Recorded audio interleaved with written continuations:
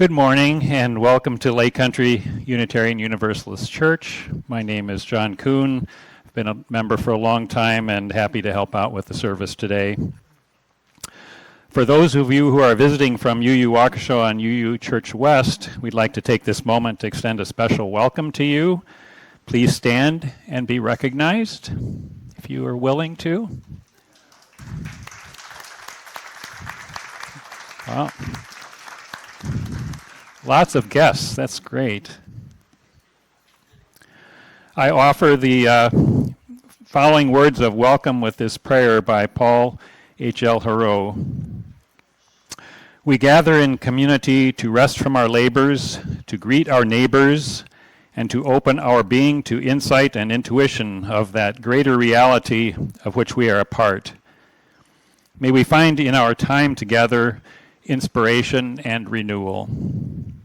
May we touch the holy in each other and be touched by the graciousness of life. May we find here a calm peacefulness that will carry us through the days ahead. Amen. If you know these words and are so moved, please feel free to join me in giving voice to these chalice lighting words this morning. It's a beautiful day in the neighborhood, a beautiful day for a neighbor. Would you be mine? Could you be mine? It's a neighborly day in this beauty wood, a neighborly day for a beauty. Would you be mine? Could you be mine? I have always wanted to have a neighbor just like you. I've always wanted to live in a neighborhood with you. So, let's make the most of this beautiful day. Since we're together, we might as well say, would you be mine? Could you be mine? Won't you be my neighbor? Won't you please? Won't you please? Please won't you be my neighbor? Welcome, everyone. My wife and I are buying a rental property in our neighborhood. A driver for this completely unplanned event is that the building that my mother-in-law currently lives in is becoming a dangerous place to be. There have been multiple break-ins over the past several months, and she's becoming understandably fearful of living there. The property we are considering has a perfect apartment for her to move into. So the other day, we asked the seller if we could do another walkthrough so we could bring her along and start to get her comfortable with this idea of moving. The place we're purchasing has been owned by 3 generations of the same family, and an uncle currently lives in one of the units. Our intention was to show my mother-in-law the apartment she would be moving into to help ease some of those anxieties, but we ended up also getting a tour of the uncle's apartment and another look at the rest of the building as well. We had more of the property to see, but my mother-in-law asked if she could stay and chat with her new friend Harry. By the time we got back, she and Harry were having a cup of tea. She had learned that his mom was from Italy and his dad was from Ireland. He knew all about her family too. She knew that he had been a plumber and that he loved music and had a huge record collection. And he had even begun to tell her about the good places to go in her new neighborhood.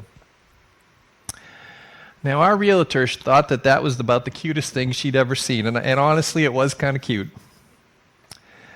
But as I was preparing for today's sermon, the thing that really jumped out at me was how the skills the two of them had used to create this little moment of connection seemed to be almost completely atrophied in large swaths of our society. They knew they were about to become neighbors, so they just set about being neighborly. They engaged in some small talk, they became curious about each other, and they began to develop a basic connection. My realtor and all of us honestly found this to be sweet because it seemed like such a remnant of a bygone era. And as a minister, that feels a little concerning to me. I'm actually pretty sure that it's within my generation that these skills actually began to atrophy. And I am in no way standing up here saying that I am the poster child for neighborly connection skills. For those of you that have been around a little bit longer than me, does that seem right? Do you feel like it used to be a little easier to connect with folks? Yeah, I'm getting some nods, right? I saw a meme the other day that said, relearn a skill that your grandmother had. This is how to reclaim an art that has been lost by a generation. So I think that's what today's sermon is about. For all the benefits that technology has brought us in the last 50 years, it's also slowly created a whole host of social issues that we are just now beginning to understand. And while we are still reeling from the impact of these changes, AI is about to supercharge the issues I'm about to describe if we don't take a breath to at least consider how we might intentionally manage this next great savior so many of us are so eagerly embracing. My 17-year-old daughter, who is already wiser than I will ever be, summed up the risks she sees posed by AI perfectly. She said, "Dad, the last thing all of us already comfortable people need is yet another technology designed to make our lives even easier." Right? Wisdom of youth. Social scientists are describing the structural changes that technology has created in our world, almost all of which have removed the opportunities for us to practice the skills that used to just be called being neighborly. I think the biggest thing that we have begun to lose is our tolerance for those little low-stakes frictions.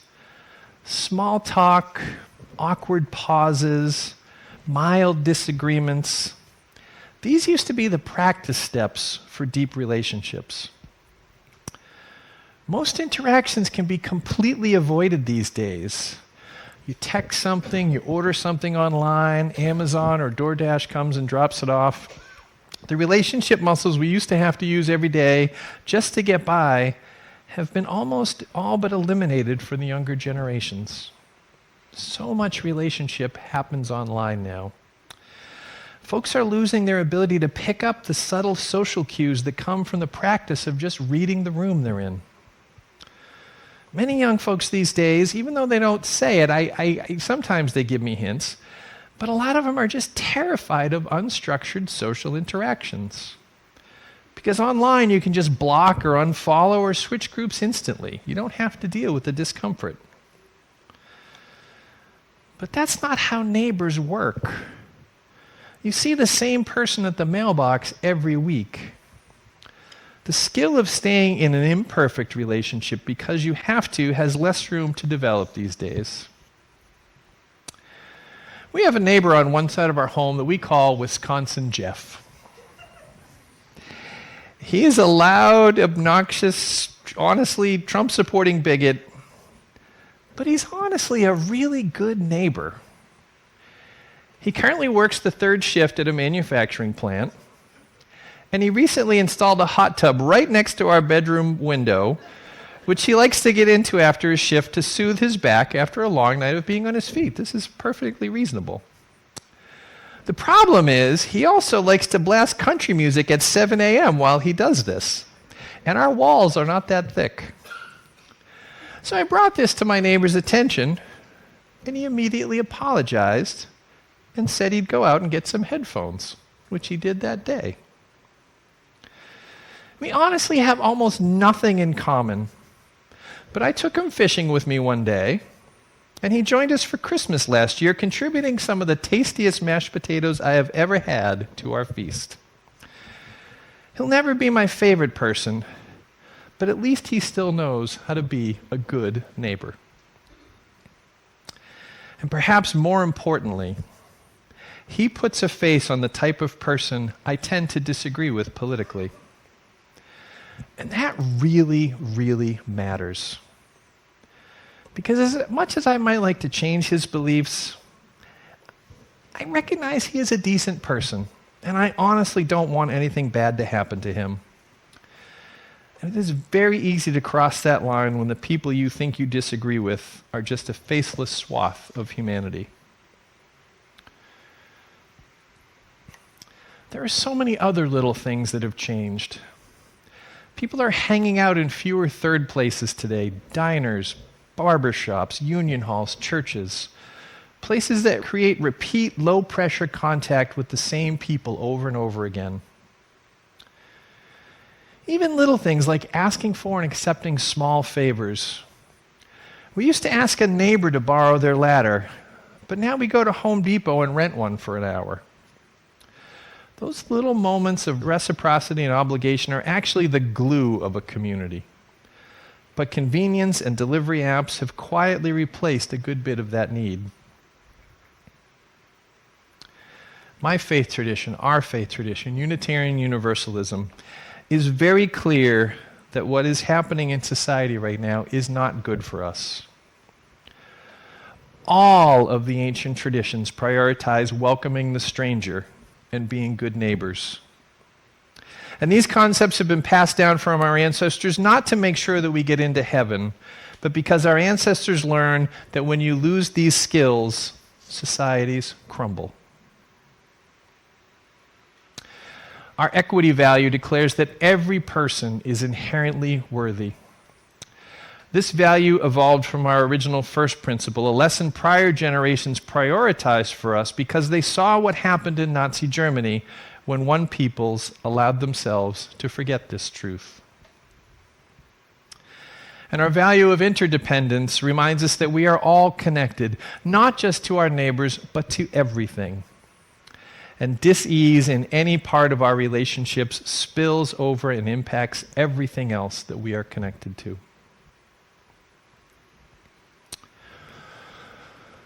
So given all that, what then are we called to do in this moment? A wise congregant reminded me last week that most folks agree with just about everything I say up here, but are at a loss sometimes for what things they themselves can try to do to change things they know are broken that has any chance at all to make any difference in the world.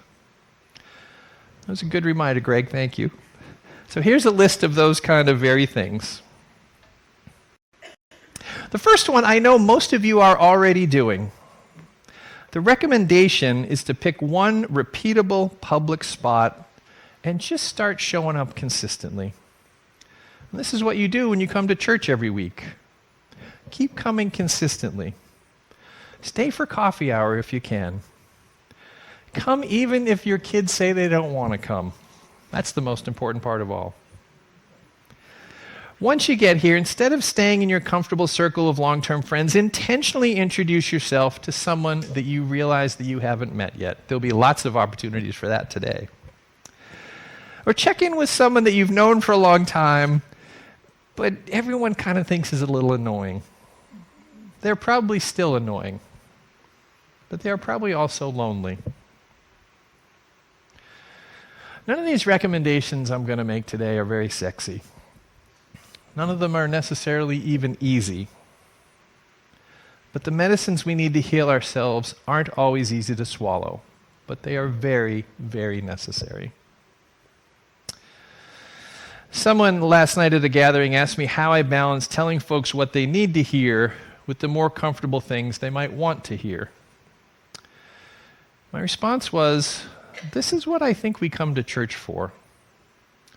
If it was easy to always do the hard things we know we should do, but don't always want to, we wouldn't need things like church to remind us. One vital role of a church community is to exert that subtle but necessary social pressure needed to help us move into action. Not guilt, just, you're supposed to do the right thing. If you're already coming to church each week and intentionally reaching out to folks, great. You've been building a vital skill.